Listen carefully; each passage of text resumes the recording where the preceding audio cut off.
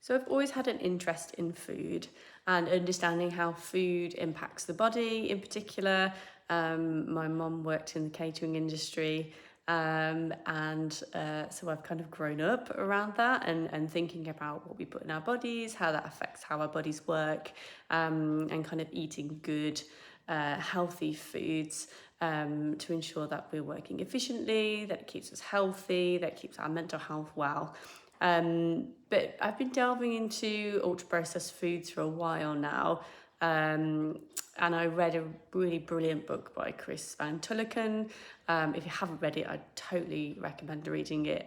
It's a complete eye-opener. It really makes you think differently about how you look at the food we eat, how to look for labels, ultra-processed foods, what that means in terms of the wider industry, and how that's been driven. Yeah, real good eye opener. And I think he's done some programs online as well that you can have a look at and watch. But yeah, I think it's really key that we understand what we know, what we're putting in our bodies. We know what to look for on labels. We know how we're being marketed to, because it's very easy to pick something up, think that it's healthy, think it's good for us, and actually there might be many hidden ingredients in there that are not serving us.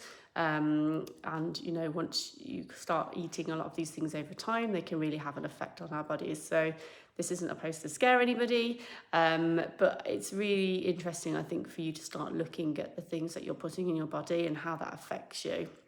There's loads of studies, there's loads of things to read online, so I'm not going to kind of go through all of that stuff. But basically, anything that has got a large amount of packaging on it usually is an ultra processed food.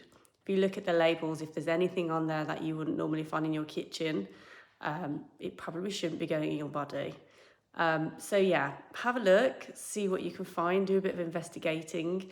It's quite hard actually to not eat ultra processed foods because of the way we live, our lifestyles, kind of efficiency and quickness of trying to eat, but seeing really how we can fuel our bodies in a good way, and just understanding some of those labels, some of that marketing is really important. I've got a blog post, so I'll pop that on here as well so you can have a look at that. But yeah, if you're interested in knowing more or want to have a chat about ultra processed foods or anything, then please do get in touch.